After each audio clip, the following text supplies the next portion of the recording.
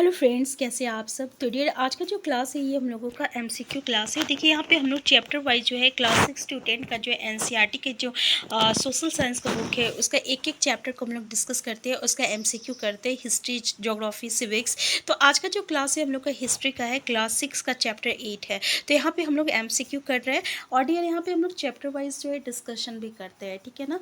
तो चलिए स्टार्ट करते हैं। पहला क्वेश्चन है आपका कि तमिल क्षेत्र में बड़ी जमींदारों को डैश के रूप में जाना जाता था। यानी जो बड़े बड़े जमींदार होते थे ना, उसको हम लोग किस रूप में जानते हैं?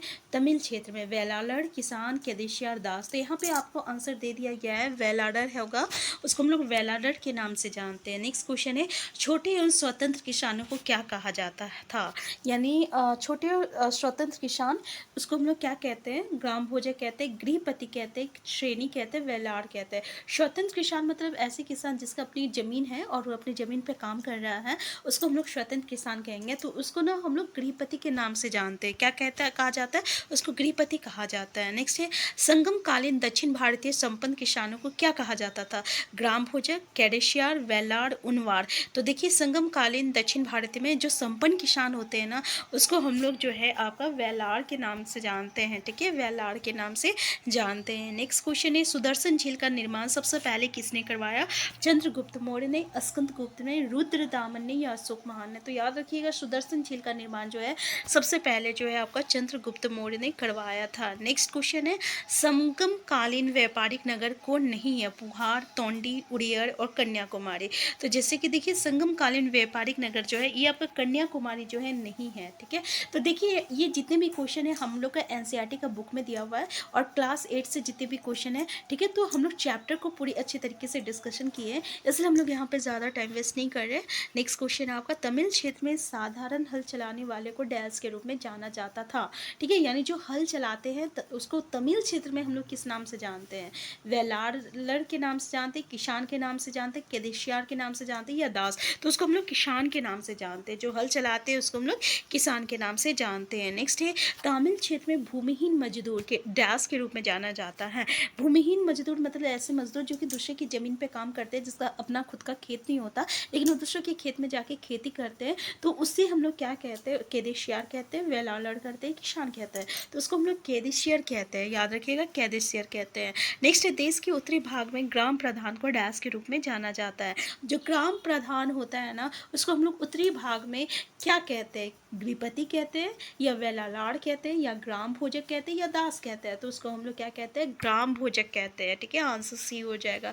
नेक्स्ट है, निम्नलिखित में से कौन ग्राम भोजक का कार्य है? पहला तो गांव से टैक्स वसूली, न्यायाधीश के रूप में कार्य करना और कभी कभी एक पुलिसकर्मी के रूप में कार्य करना। तो देखिए ये बिल्कुल सही है, गाँव में तो टैक्स वसूलता ही है, ठीक है ना। जो कर लगाया जाता है, टैक्स मतलब कर, जो गाँव पे जो किसान जो फसल उगाते हैं उस पर जो कर लगाया जाता है, ठीक है, नियमित रूप से जैसे उसका उत्पादन रहता है ना उसी के अनुसार जो है टैक्स लगाया जाता है। तो उसको या कर हम लोग कह सकते हैं। तो वो टैक्स वसूलता है और फिर कभी कभी वो न्यायाधीश के रूप में भी काम करता है, ठीक है, और कभी कभी एक पुलिसकर्मी के रूप में भी कार्य करता है। तो ये सारे काम जो रहता है ना एक ग्राम भोजक का होता है, इसलिए आंसर सी इसका जो रहेगा करेक्ट आंसर हो जाएगा। नेक्स्ट है, लोहे का प्रयोग कब प्रारंभ हुआ था? 5000 साल पहले, 4000 साल पहले, 3000 साल पहले? इनमें से कोई नहीं। आंसर हो जाएगा 3000 साल पहले जो है लोहे का प्रयोग जो है हुआ था, याद रखिएगा। नेक्स्ट है, दक्षिण भारत जो है ये आपका तमिल क्षेत्र में बड़ी भूस्वामियों को क्या कहा जाता है? वेलालर, वनवार, कड़िशियार, अधिमई। तो उसको याद रखिएगा, हम लोग वेलाला कहते हैं, ठीक है। जो बड़े भूस्वामी होते हैं उसको वेलाला कहते हैं। नेक्स्ट है, उत्तरी भारत में गांव का प्रधान व्यक्ति कहलाता था, क्या कहलाता था? गांव का प्रधान, वेलाला, ग्राम भोजक। तो अभी हम लोग इसको देखे थे, जो गांव का प्रधान होता है उसको हम लोग ग्राम भोजक कहते हैं, आंसर बी हो जाएगा। नेक्स्ट है, उत्तर भारत में स्वतंत्र कृषक कहलाते हैं सर्फ, गृहपति, जातक, अधिमई। तो देखिए उसको हम लोग गृहपति कहते हैं। तो एक ही क्वेश्चन को अलग अलग तरीके से भी पूछा जा सकता है, जिसके अभी हम लोग दो क्वेश्चन को डिस्कस किए, क्वेश्चन सेम है लेकिन अलग अलग तरीके से पूछा गया है। नेक्स्ट है, कई शिल्पकारों और व्यापारियों ने संघों का गठन किया जिन्हें डैश के रूप में जाना जाता था, गृहपति के रूप में जाना जाता था, सभा के रूप में जाना जाता था, समिति के रूप में जाना जाता था, श्रेणी के रूप में जाना जाता था। देखिए व्यापारियों ने संघों का गठन किया, उसको हम लोग जो है आपका श्रेणी के रूप में जानते हैं, श्रेणी के रूप में जानते हैं। नेक्स्ट है, भारतीय उपमहाद्वीप में लोहे का प्रयोग। तो ये अभी हम लोग जस्ट डिस्कस किए थे कि ये 3000 साल पहले हुआ था। इससे पहले डायरेक्ट क्वेश्चन पूछ लिया गया था कि लोहे का प्रयोग कब हुआ था, ठीक है, तो 3000 साल पहले था। अभी पूछा गया कि भारतीय उपमहाद्वीप में लोहे का प्रयोग कब शुरू हुआ था। नेक्स्ट है तमिल क्षेत्र में साधारण हल चलाने को, नेक्स्ट है आपका भरूच बेरीगाचा क्या था, नौका था, जहाज था, बंदरगाह था या आपका शहर था। तो याद रखिएगा ये एक तरह ये क्या है, बंदरगाह है। नेक्स्ट क्वेश्चन है भारतीय उपमा तमिल, नेक्स्ट देखिए तमिल क्षेत्र में भूमिहीन दास क्या कहलाते थे, उनवार कहलाते थे, ग्राम भोजक कहलाते थे या वेलार कहलाते थे या अधिमई कहलाते थे। तो याद रखिएगा जो भूमिहीन दास होते थे, यहाँ भूमिहीन दास बोला है, ठीक है, उसको हम लोग अधिमई कहा जाता था, उसको अधिमई कहा जाता था। नेक्स्ट है मथुरा नगर किसके लिए प्रसिद्ध था, यातायात के लिए, व्यापार के लिए, मूर्तियाँ बनाना, सभी से। तो देखिए इसमें से ये सभी इसका करेक्ट आंसर हो जाएगा। नेक्स्ट क्वेश्चन है आपका 2500 वर्ष पहले प्रयोग किए जाने वाले लोहे के औजारों में क्या शामिल था, कुल्हाड़ियाँ, हलों के फाल या दोनों। तो देखिए आंसर हो जाएगा ये दोनों जो है आपका 2500 पहले जो है लोहे का जब प्रयोग किया गया था उसमें कुल्हाड़ी और हलों का जो है फाल होता था। नेक्स्ट क्वेश्चन है आपका निम्न में से बेरीगाजा से निर्यात होने वाली वस्तुएं कौन सी है, हाथी दांत, गोमेद, रेशम व इत्र, उपयोग सभी। तो देखिए इन सभी को जो है आपका बेरीगाजा से जो है निर्यात किया जाता था, हाथी का दांत, गोमेद और रेशम व इत्र। नेक्स्ट है बेरीगाजा से आयात होने वाली वस्तुएं कौन सी है, तांबा, मूंगा, शराब, उपयोग सभी। तो देखिए तांबा, मूंगा ये सभी जो है आयात की जाती थी बेरीगाजा से।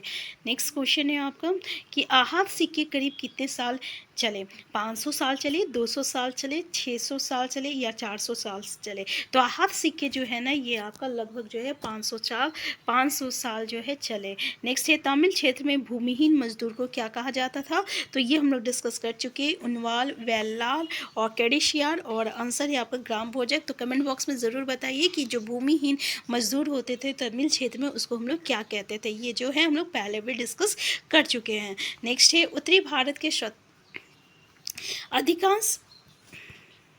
अधिकांश गिरिपति डैश जमींदार थे, बड़े थे, मध्यम थे या छोटे थे। तो देखिए अधिकांश जो गिरिपति थे वो आपको छोटे जमींदार थे। क्या थे गिरिपति, छोटे जमींदार थे, मतलब ऐसे किसान जिसकी खुद की ज़मीन होती थी और वो अपनी ज़मीन में किसान खेती करते थे, तो उस वो जो थे वो एक छोटे जमींदार थे। तो आंसर क्या हो जाएगा, आंसर सी हो जाएगा। नेक्स्ट है पंच चीन वाले सिक्के किससे बने होते थे, गोल्ड से, सिल्वर से, कॉपर से और आइवरी से। तो याद रखिएगा ये आपका पंच चीन वाले जो सिक्के होते थे ये आपका सिल्वर से बना होता था। नेक्स्ट क्वेश्चन है जिन लोगों के पास अपनी खुद की ज़मीन नहीं थी और वो दूसरे के लिए काम करते थे वो थे क्या थे, किसान थे, गिरिपति थे, कर्मकार थे, दास कर्मकार थे या वेलालार थे। तो याद रखिएगा वो आपका दास कर्मकार थे। आंसर सी हो जाएगा, दास कर्मकार। नेक्स्ट है रिंग वेल का उपयोग किस लिए किया जाता था, नहाना, कपड़े धोना, सिंचाई या ड्रेनेज। तो याद रखिएगा ये जो रिंग वेल है ना उसका जो उपयोग जो है ड्रेनेज के लिए किया जाता था। नेक्स्ट है तमिल की प्राचीनतम रचनाएं कहलाती थी, संगम साहित्य, वैदिक साहित्य, जैन साहित्य, बौद्ध साहित्य। तो वो संगम साहित्य कहलाती थी। क्या कहलाती थी, संगम साहित्य कहलाती थी। नेक्स्ट है महापाषाण काल में उत्तर भारत में कपड़ा उत्पादन का मुख्य केंद्र था, पटना था, मथुरा था, वाराणसी था, इलाहाबाद। तो याद रखिएगा वाराणसी था। क्या था कपड़ा उत्पादन का मुख्य केंद्र, तो वाराणसी था। नेक्स्ट है दक्षिण में कपड़ा उत्पादन का मुख्य केंद्र था मदुरै, पुणे और त्रिचनापल्ली, उपयोग सभी। तो याद रखिएगा मदुरै था, ठीक है, ये दक्षिण में बोल रहा है कपड़ा उत्पादन का मुख्य केंद्र आपका मधुर्य था। नेक्स्ट है सबसे पुराने सिक्कों का क्या कहा जाता है, आहत सिक्के, चांदी सिक्के, सोना सिक्के, उपयोग सभी। तो उसको हम लोग क्या कहते हैं, आहत सिक्के कहते हैं। आंसर ए जो रहेगा करेक्ट आंसर होगा। नेक्स्ट है कुषाणों की दूसरी राजधानी कौन सी थी, पटना, थानेसर, मथुरा, झांसी। तो याद रखिएगा मथुरा थी।